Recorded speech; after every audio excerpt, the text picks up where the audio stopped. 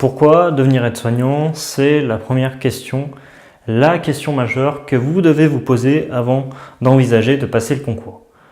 Donc bonjour, moi je m'appelle Eric et je suis un ancien élève aide-soignant. Donc j'ai effectué la formation complète, les études d'aide-soignant. Je suis devenu aujourd'hui auto-entrepreneur et je vais vous faire bénéficier de mon expérience puisque j'ai obtenu le concours il y a de ça quelques années avec un 19 sur 20.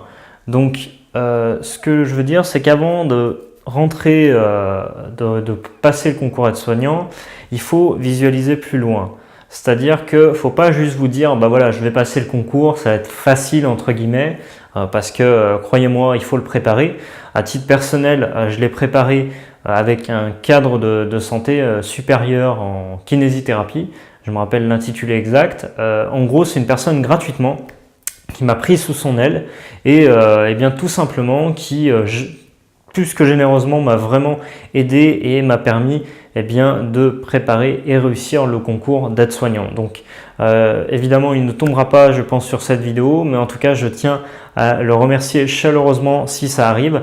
Et du coup voilà, c'était vraiment gratifiant, mais ce qu'il faut bien comprendre, c'est s'interroger sur ses motivations et pas s'arrêter au concours. C'est-à-dire premièrement donc préparer le concours correctement, vraiment vous investir, préparer aussi bien l'écrit que l'oral. Comme je le disais dans d'autres vidéos sur cette chaîne, l'écrit c'est de base un sujet d'actualité sanitaire et sociale, tout simplement qui concerne un grand thème de santé. Ça peut être d'actualité, donc écoutez bien les actualités, cultivez-vous régulièrement.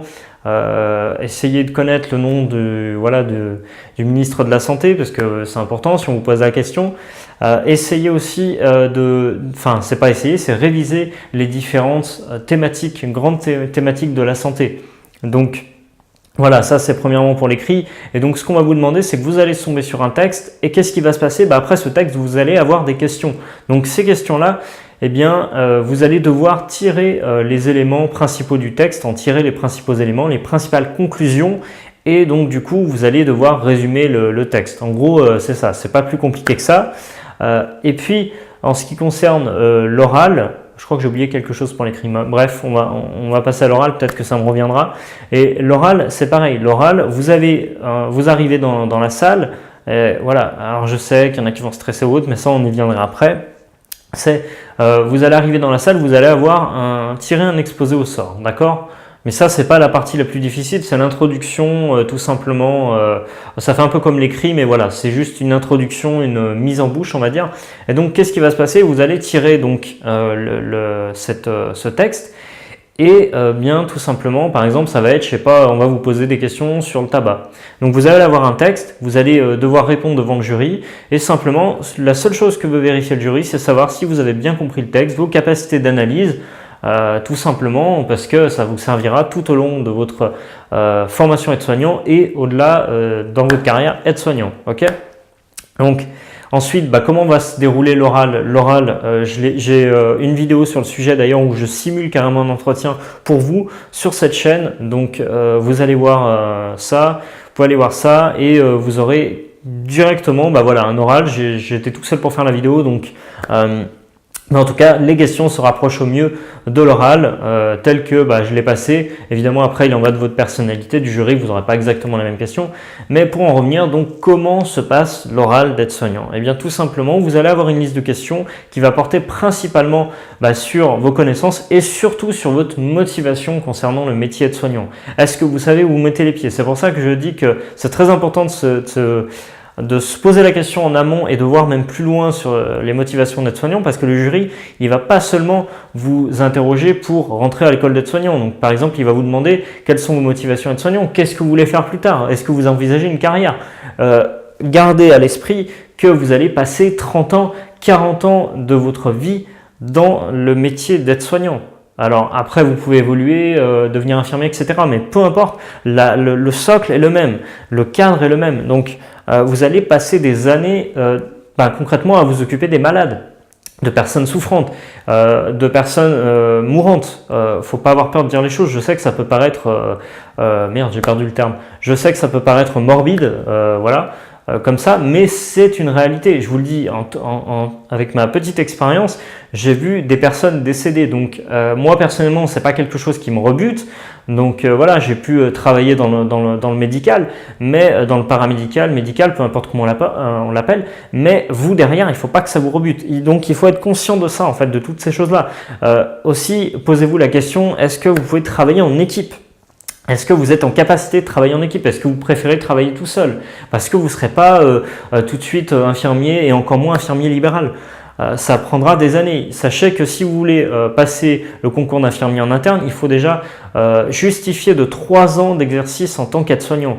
Et ensuite, il faut justifier de 2 ans d'exercice au sein du milieu hospitalier en tant qu'infirmier pour s'installer en tant qu'infirmier libéral. Donc voilà, les choses ne se font pas tout de suite, c'est minimum 5 ans. Donc vous ne serez pas tout seul, vous ne serez pas votre propre patron, du moins pas tout de suite. Donc voilà, c'est vraiment important de se poser ces questions-là. Comment vous réagissez dans un conflit? Comment vous réagissez face à un patient récalcitrant? Voilà, donc je ne suis pas là pour vous faire peur. Il y a évidemment un côté très humain dans ce métier. Évidemment, on s'y engage pas pour rien. Mais voilà, posez-vous toutes ces questions. C'est pas juste voir de la lumière, comme disait ma prof à l'époque, et puis de rentrer comme ça en formation d'aide-soignant. Ça ne doit pas être un métier par défaut. Ce doit être une véritable, je pense que c'est une vocation. Sincèrement, je pense que on peut pas arriver comme ça et exercer ces métiers, et c'est la même chose pour les métiers d'infirmier. Mais rassurez-vous, si voilà, évidemment, si vous vous interrogez en regardant cette vidéo et que vous vous dites bah ouais, c'est pas pour moi, bah voilà, faut mieux être honnête avec vous-même. Maintenant, si réellement c'est votre choix et pas celui de vos parents ou celui de votre famille, bah vous pouvez y aller, foncer, et dans ce cas, vous pouvez préparer le concours. Maintenant, vous allez me dire comment, c'est bien, c'est sympa, tu nous donnes des conseils, mais comment on prépare le concours? Eh bien, sachez qu'en dessous de cette vidéo, j'ai mis pour vous toutes les ressources à disposition pour préparer ce concours aide-soignant. Donc n'allez pas vous ruiner avec des préparations au CNED qui coûtent les yeux de la tête, ou les je sais pas quoi, Medi-Formation qui coûtent 800 balles. Je vous ai mis toutes les ressources à disposition, donc vous trouverez juste en dessous de cette vidéo mon site internet. Si besoin, eh bien, vous pouvez solliciter auprès de mes services, enfin auprès de ce que je vous propose, un Skype, plutôt en vidéo, voilà. Et donc du coup, comme ça va vous permettre de préparer, d'appréhender l'oral et de le préparer. On passera 1 heure donc en visio, et on va travailler l'oral, tout simplement. On va travailler ensemble. Voilà, c'est véritablement le terme de travailler. Après, je vous rassure, si vous avez besoin d'un peu plus de temps, je suis pas là à regarder ma montre, je m'en fous. Voilà, je suis là pour ça, je suis là pour vous aider, je suis là pour vous proposer un service. Vous trouverez toutes ces prestations, toutes ces choses-là en dessous de cette vidéo, dans mes formations. Donc, sachez que vous avez accès à toutes les ressources concours. Pas la peine de vous ruiner dans des bouquins à plus de 20 €. Vous avez tout à disposition. Je vous ai préparé des fiches concours. Je vous ai préparé toutes les matières qui concernent la biologie, les mathématiques. J'en oublie encore. Il y a toutes les matières qui sont présentes. Il y a toutes les ressources nécessaires. Donc, travailler sur l'aspect bien tout simplement oral, l'aspect psychologique. C'est une formation qui est accessible 24 heures sur 24 et 7 jours sur 7. Vous trouverez également mon adresse mail professionnelle. Si vous avez la moindre question, le moindre problème, je serai là pour vous répondre. Et on travaillera, j'allais oublier, sur des sujets réels qui sont tombés réellement au concours. Donc ça, c'est des sujets en fait que j'ai utilisés avec le cadre de santé qui m'a donc chaleureusement aidé, qui m'a grandement aidé. Et donc du coup, ces sujets-là, je les ai récupérés et pour vous, je les mets à disposition. Et donc du coup, eh bien, vous allez travailler sur ces sujets-là. C'est exactement la même chose que propose le CNED. Peut-être qu'ils en proposent 3 ou 4, mais entre vous et moi, ça ne sert strictement à rien. Vous avez 1-2 sujets, ça va suffire. Le concours, vous n'allez pas passer Polytechnique ou je sais pas quoi. Voilà, je vous propose tout ça. Merci à vous d'avoir regardé cette vidéo et puis je vous dis peut-être à bientôt. Ciao.